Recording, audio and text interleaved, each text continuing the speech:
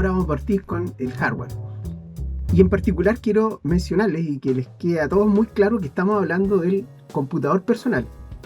Les voy a decir de que la computación tuvo saltos importantes de desarrollo en la Segunda Guerra, cuando parten las experiencias de Konrad Zuse, que era un alemán, y de Alan Turing. Ambos tuvieron una pelea entre sí, dado por un lado, Konrad Zuse creó para los alemanes un computador que era básicamente una calculadora programable, la Z1 que fue derivando a la Z2, Z3, en el que trabajaba para desarrollar códigos de comunicación de los alemanes, de manera que estos códigos no pudieran ser descifrados fácilmente o que fuera imposible de descifrar por parte de los aliados. Konrad Zuse llevó adelante ese proyecto. Por otro lado, en Inglaterra, Alan Turing era un genio de la informática. El gallo era muy potente. Se preocupó de desarrollar otra máquina que era para precisamente descifrar los códigos que Konrad Zuse creaba con sus equipos, estas calculadoras programables. Tuvo éxito, ayudó bastante al desarrollo de la guerra. Hace poco se le confirió uno de los más altos honores en Inglaterra, que es el que su rostro va a aparecer en uno de los billetes de los ingleses.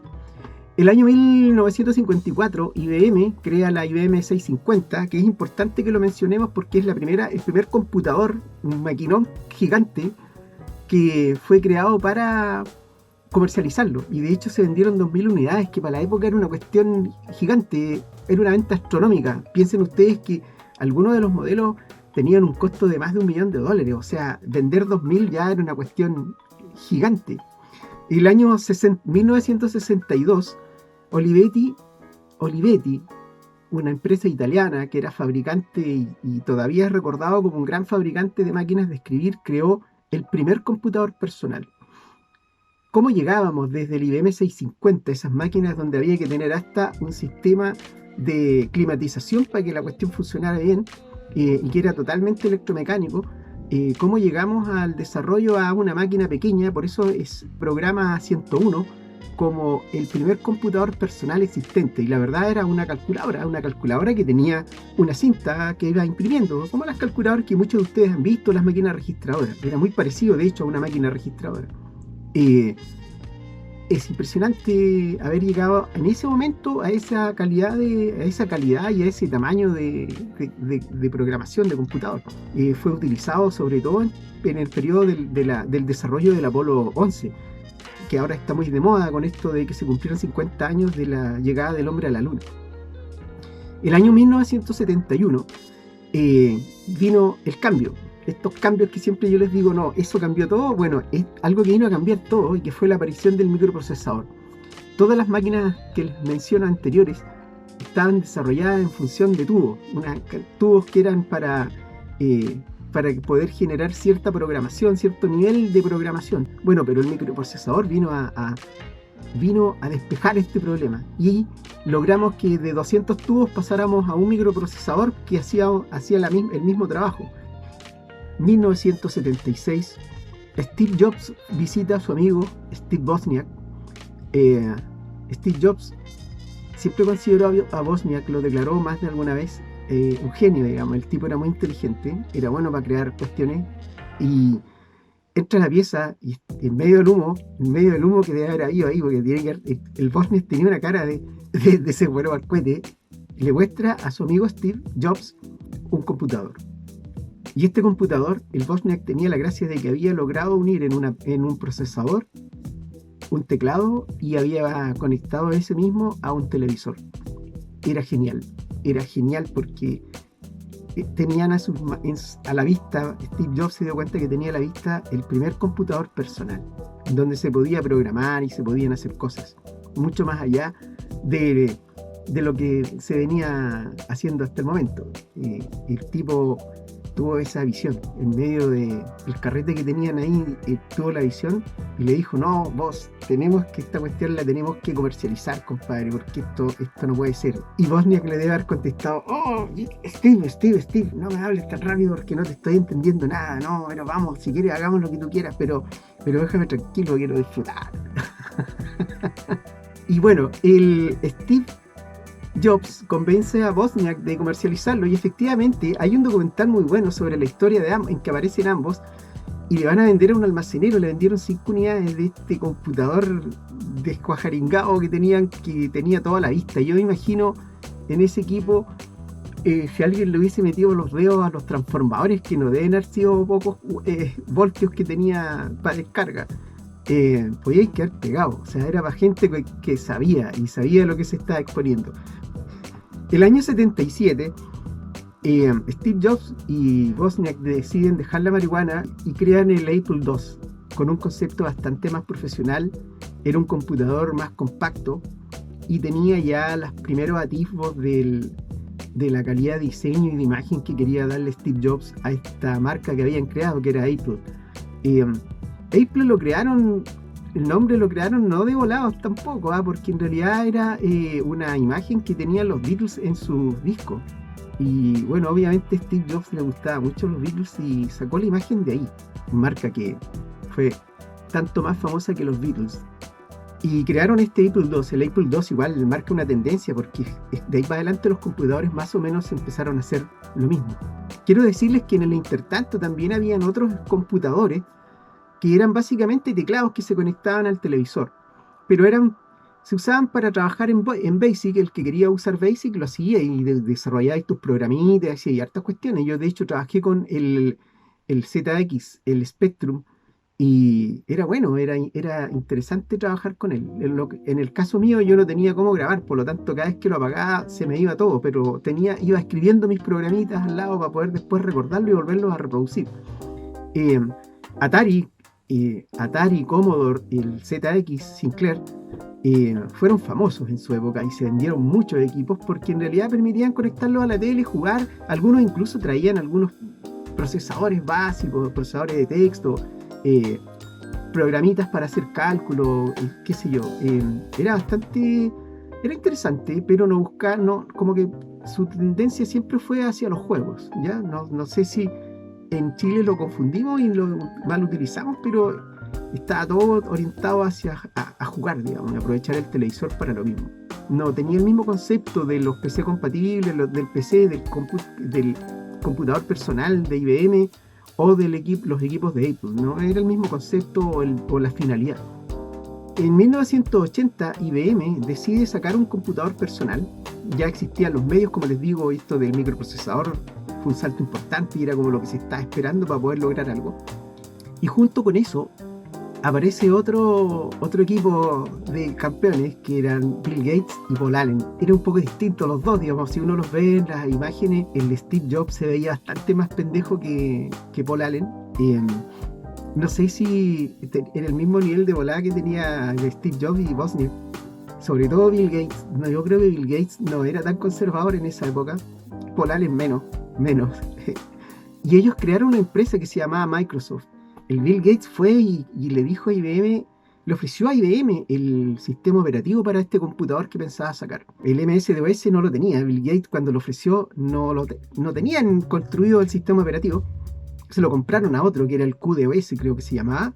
Y Paul Allen se encargó de desarrollarlo más y aplicarlo al computador personal que IBM pretendía sacar. Esto fue el año 80 cuando empezaron las negociaciones, y la negociación de Bill Gates fue genial porque no les vendió el sistema operativo, o sea, no les dijo, toma, ahí está, son $500 millones, muchas gracias. No. El Bill Gates les dijo, ¿saben qué? Yo no se los voy a vender. Lo único que les voy a cobrar es una licencia por cada equipo que salga con el sistema operativo instalado. Y eso es todo, la licencia. Y IBM dijo, bueno, entre pagar, no sé, $5 por una licencia de un sistema operativo, a pagar 500 millones de una en un proyecto que estamos lanzando que no sabemos si va a resultar realmente, no, mejor, ¿sabéis qué? Te vamos a hacer caso. Vamos a hacer un contrato en el que nosotros nos comprometemos a pagar los $5. Yo estoy haciendo una suposición de los $5, no me acuerdo bien cuánto era que costaba el MS-DOS. Entre nosotros creo que nunca compré uno, siempre lo pirateé, pero bueno, era otro mundo, era otra época. Ya hoy día estamos totalmente legalizados. Con software original. Le ofrece esto y así se empezaron a vender todos los computadores y después los PC compatibles, los computadores que eran compatibles con IBM. hacían lo mismo, le compraban una licencia a Bill Gates. Ahora, imagínense ustedes con la explosión que hubo de ventas de PC, el tipo rápidamente se hizo millonario, Microsoft se hizo millonario y arrastró a Paul Allen, digamos, que Paul Allen andaba con él para todos lados. Yo a lo mejor lo cuidaba, pero no sé, era un pendejo, la cara de nerd que tenía el Bill Gates. Bill Gates, que según Paul Allen era un maldito vendedor,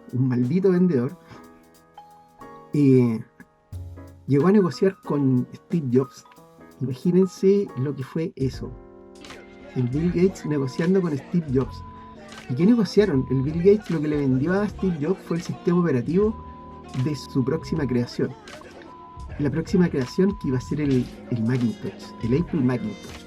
El año 81 IBM sacó su personal computer con sistema operativo MS-DOS, triunfó sobre otros sistemas operativos que ya estaban dando vueltas en ese momento.